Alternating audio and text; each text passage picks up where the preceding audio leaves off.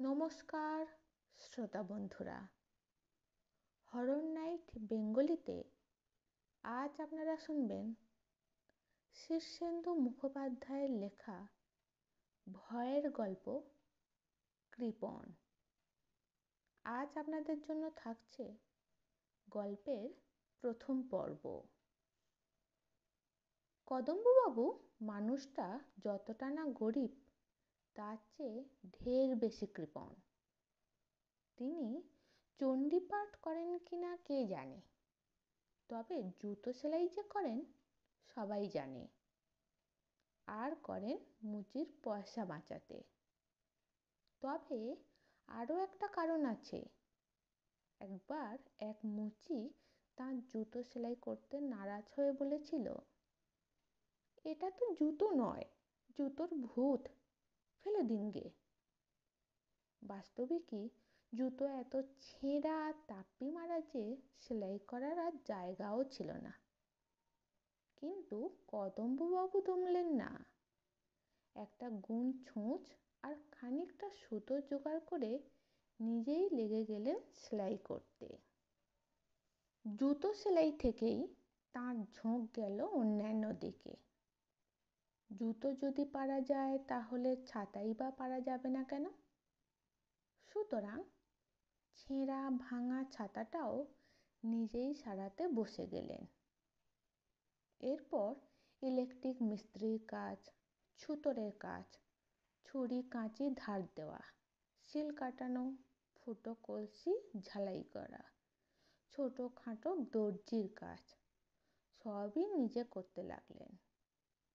এর ফলে যে উনি বাড়ির লোকের কাছে খুব বাহবা পান তা মোটেই নয়, বরং তাঁর বউ আর ছেলেমেয়েরা তাঁর এই কৃপণতায় খুবই লজ্জায় থাকে।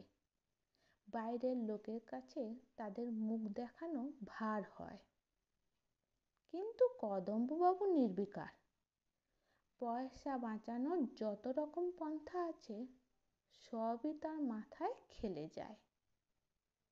তাঁর বাড়িতে ঝি চাকর নেই, জমাদার আসে না, নর্দমা পরিষ্কার থেকে বাসন মাজা সবই কদম্ববাবু, তাঁর বউ বা ছেলেমেয়েরাও করে নেয়।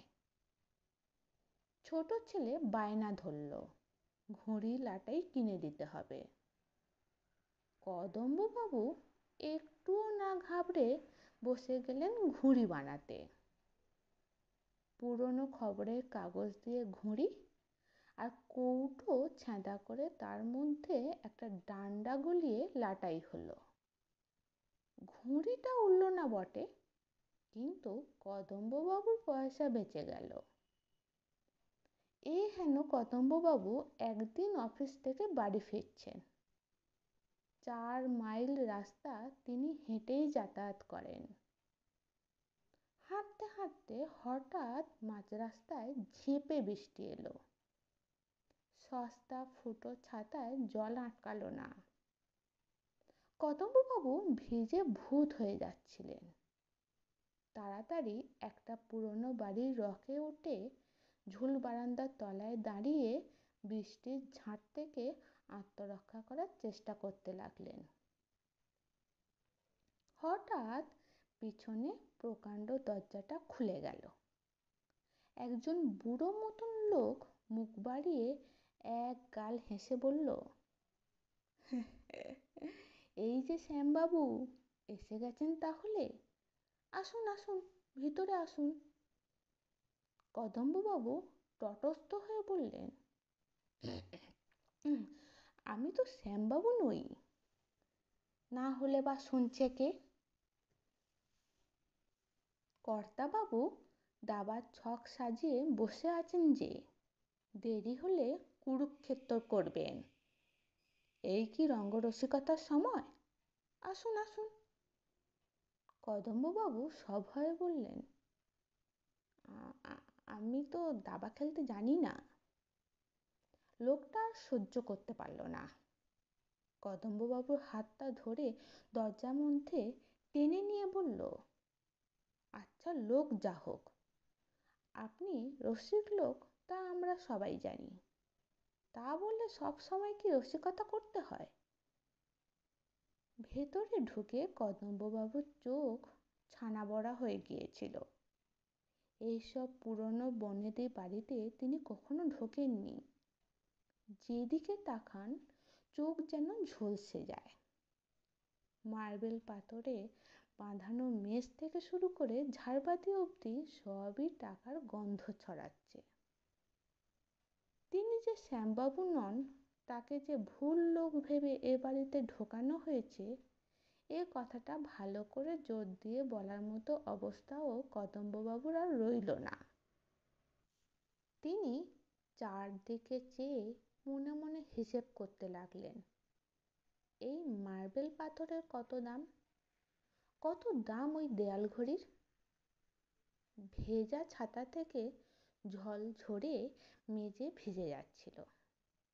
লোকটা হাত বাড়িয়ে ছাতাটা হাত থেকে একরকম কেড়ে নিয়ে বলল, এহ শ্যামবাবু, এই ছেঁড়া তাপ্পি দেওয়া ছাতা কোথা থেকে পেলেন? আপনার সেই দামি জাপানি ছাতাখানার কি হলো? কদম্ববাবু শুধু হতবম্বের মতো বললেন, জাপানি ছাতা? লোকটা হঠাৎ তার পেটে একটা চিমটি কেটে বলল, আপনার মতো শৌখিন মানুষ কটা আছে বলুন? ছেঁড়া জুতোয় জল ঢুকে সপসপ করছিল। কদম্ববাবু জুতো জোড়া সন্তর্পণে ছেড়ে রাখলেন এক ধারে। কিন্তু লোকটার চোখ এড়ানো গেল না। জুতো জোড়া দেখতে পেয়ে লোকটা আঁতকে উঠে বলল, সেই সোনালি সুতোর কাজ করা নাগরা জোড়া কোথায় গেল আপনার? তার বদলে এ কি? কদম্ববাবু কৃপণ বটে, কিন্তু তিনি নিজেও জানেন যে তিনি কৃপণ। সাধারণ কৃপণেরা টেরই পায় না যে তারা কৃপণ। তারা ভাবে যে তারা যা করছে সেটাই স্বাভাবিক। কিন্তু কদম্ববাবু তাদের মতো নন। তাই লোকটার কথায় ভারী লজ্জা পেলেন। এমনকি তিনি যে শ্যামবাবু নন এ কথাটাও হঠাৎ ভুলে গিয়ে বলে ফেললেন, বর্ষাকাল বলে নাগরা জোড়া পরিনি। লোকটা একটু তাচ্ছিল্যের ভাব দেখিয়ে বলল, যার 150 জোড়া জুতো সে আবার সামান্য নাগরার মায়া করবে? এটা কি ভাবা যায়? শ্যামবাবু ছেঁড়া জুতো পরে বাবুর বাড়ি আসছেন, এ যে কলি শেষ হয়ে এলো। কদম্ববাবু এ কথা শুনে সভয়ে আর চোখে নিজের পোশাকটাও দেখে নিলেন। পরনে মিলের মোটা ধুতি, গায়ে একটা সস্তা ছিটের শার্ট। শ্যামবাবু নিশ্চয়ই এই পোশাক পরেন না। যেন তার মনের কথাটি টের পেয়েই লোকটা হঠাৎ বলে উঠল, না, আজ বোধ হয় আপনি ছদ্মবেশ ধারণ করে এসেছেন শ্যামবাবু। তা ভালো। বড়লোকদেরও কি আর মাঝে মাঝে গরিব সাজতে ইচ্ছে হয় না? নইলে শ্যামবাবুর গায়ে টালি মারা জামা, পরনে হেঁটে ধুতি হয়ে কি করে? কদম্ববাবু বিগলিত হয়ে হাসলেন, বললেন, ঠিক ধরেছেন বটে।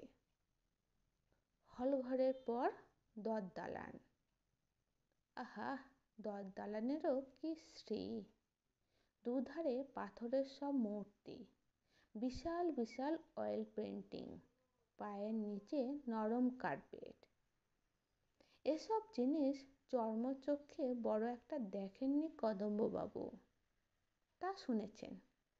টাকার কতখানি অপচয় যে এতে হয়েছে তা ভেবে তার মাথা ঘুরতে লাগলো। আজ এইটুকুই। পরবর্তী ঘটনা শুনতে হলে হরর নাইট বেঙ্গলির সঙ্গে থাকতে হবে। নিয়ে আসছি পরবর্তী পর্ব খুব তাড়াতাড়ি। সঙ্গে থাকুন। ভালো থাকবেন।